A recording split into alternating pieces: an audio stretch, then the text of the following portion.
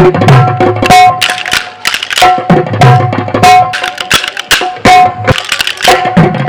में यूं तो अनेक विश्वविख्यात शहर हैं जिसे देखने के लिए पूरी दुनिया से लोग आते हैं, परंतु भारत में एक ऐसा शहर भी है जो है तो सिर्फ 300 साल पुराना, लेकिन 300 साल प्राचीन होने के बावजूद भी इसे विश्व धरोहर की सूची में यूनेस्को ने शामिल किया है।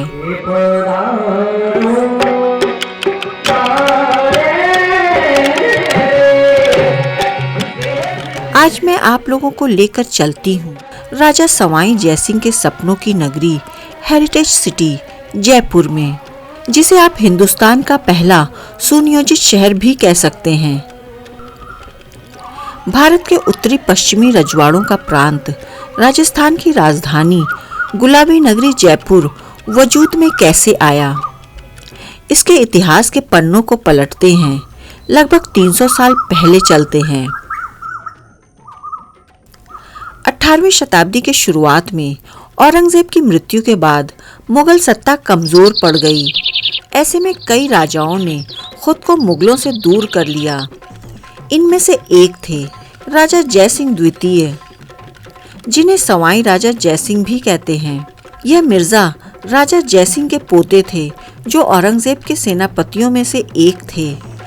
राजा जयसिंह 1699 ईस्वी में राजा बने थे। साल 1725 आते आते इस क्षेत्र के सबसे ताकतवर राजा बन चुके थे। इस दौरान उन्होंने पाया कि ज्यादातर किलों को पहाड़ियों पर बसाया गया था, ताकि युद्ध में राज्य को आक्रमणकारियों से बचाया जा सके। इन किलों को बनाने का मुख्य उद्देश्य राज्य को दुश्मनों के कब्जे से बचाना होता था, परंतु राजा जयसिंह ने एक ऐसा शहर बसाने का सोचा जिसका पहला उद्देश्य व्यापार था, न कि जंग। दूरदर्शी राजा जयसिंह एक ऐसी नगरी बनाना चाहते थे जहां अच्छी खासी व्यापारिक गतिविधियां भी हो सके और उनकी राजधानी आमेर की बढ़ती जनसंख्या के दबाव को भी कम कर सके। जाहिर सी बात है, एक व्यापारिक केंद्र को पहाड़ी के ऊपर नहीं बनाया जा सकता। इसके लिए नई जगह की तलाश शुरू हुई और वह जगह जल्द मिल भी गई। आमेर किले के दक्षिणी भाग में अच्छा खासा मैदानी इलाका दिखा। फिर तय किया गया कि यहीं पर नए शहर को बसाया जाए। राजा सवाई जयसिंह इस शहर के निर्माण में कोई कोताही नहीं बरतना चाहते थे, इसलिए उन्होंने उस वक्त के प्रख्यात बंगाली वास्तुकार विद्याधर भट्टाचार्य को बंगाल से बुलाया और एक आधुनिक और सुव्यवस्थित शहर बनाने का कार्य उन्हें सौंप दिया। विद्याधर ने शहर के निर्माण के लिए दुनिया भर से कई शहरों के नक्शे का अध्ययन किया, जिसमें सबसे प्रख्यात इराक का बगदाद शहर शामिल था। यह शहर वास्तु के दृष्टिकोण से भी कुछ दुरुस्त रहे। इसके लिए विद्याधर ने पुर्तगाली एस्ट्रोलॉजर सेंट फ्रांसिस जेवियर की सलाह को अपने नक्शे में जगह दी। विद्याधर के इस खूबसूरत शाहकार को बनने में 4 वर्ष का समय लगा। फिर जब यह शहर बनकर तैयार हुआ तो राजा जयसिंह के नाम पर इसका नाम जयपुर रखा गया। जयपुर के निर्माण की संपूर्ण जानकारी उस वक्त के समकालीन लेखक बख्तराम शाह की किताब बुद्धि विलास में मिलती है।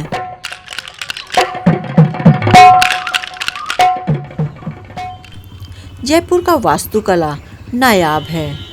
इसे 9 वर्गाकार सिद्धांत पर बसाया गया है, जिसमें 9 ब्लॉक थे, जिसके केंद्र में राजा का महल, जिसे हम सिटी पैलेस के नाम से जानते हैं। हालांकि इसका पहला नाम चंद्र महल था।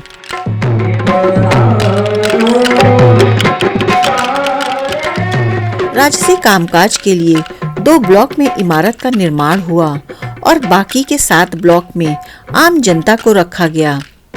इस दौरान शहर को बनाने में यातायात का खास ध्यान रखा गया।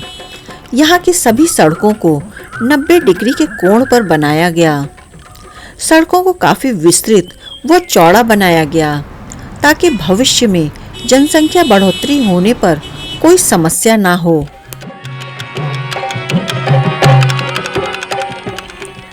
शहर की मुख्य सड़क को 120 फीट चौड़ा और इसकी सहायक सड़कों को 60 फीट चौड़ा बनाया गया।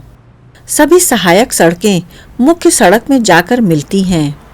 यूं तो इस शहर को बनाने का मुख्य उद्देश्य व्यापार था, परंतु इसकी सुरक्षा का विशेष ध्यान दिया गया।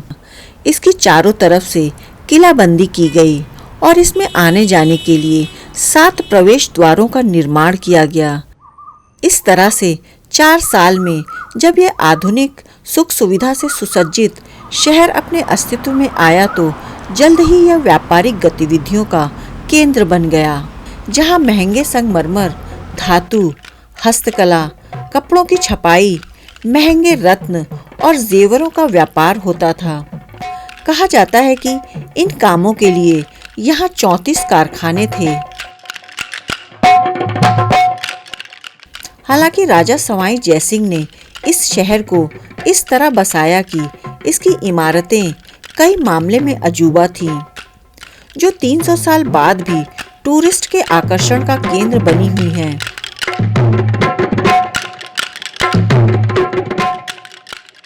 इसमें सबसे मुख्य थी जयपुर की सूर्य घड़ी, जो दुनिया की सबसे बड़ी सूर्य घड़ी है।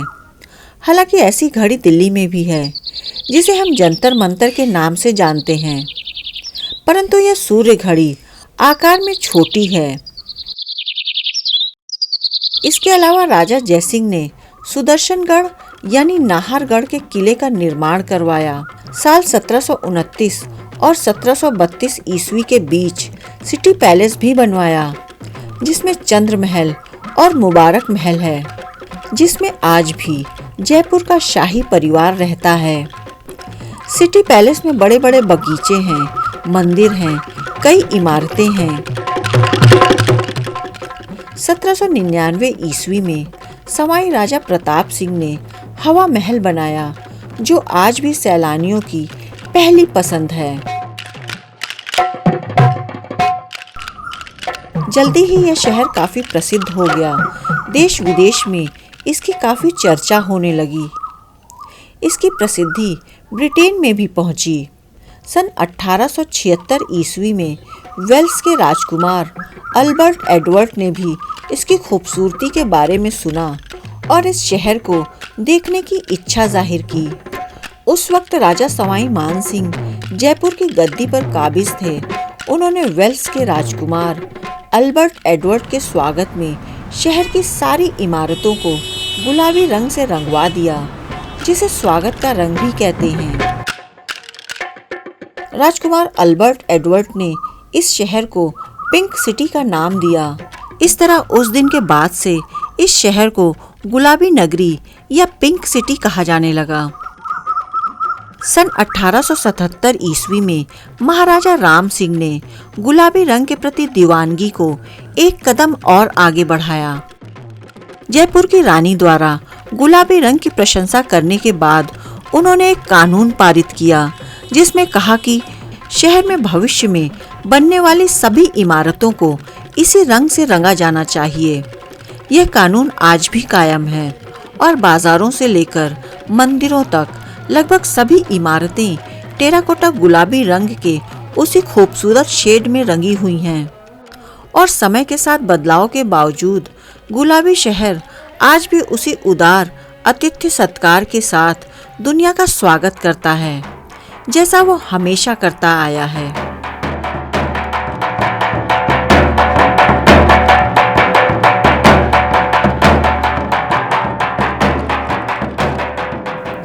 जिस वक्त इसे बसाया गया, उस वक्त यह शहर एक आधुनिक शहर था और वर्षों तक दुनिया भर में आकर्षण का केंद्र बना रहा। जब देश आज़ाद हुआ तो यह सुव्यवस्थित शहर राजस्थान का हिस्सा बना। सन 1950 ईस्वी में राज्य की राजधानी होने का गौरव हासिल हुआ।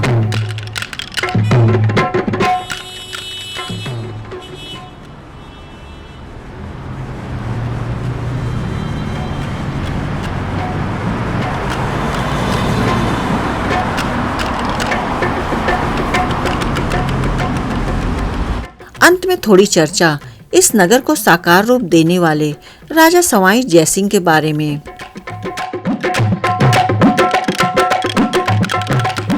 राजा सवाई जयसिंह एक प्रगतिशील और दूरदर्शी व्यक्तित्व के मालिक थे। आमतौर पर राजाओं की मूर्ति घोड़े पर बैठे और हाथ में तलवार लिए आपने देखा होगा, परंतु राजा जयसिंह की मूर्ति के हाथों में आपको किताब देखने को मिलेगी। राजा जयसिंह ने गणित के सिद्धांत ज्यामिति का अनुवाद संस्कृत में करवाया।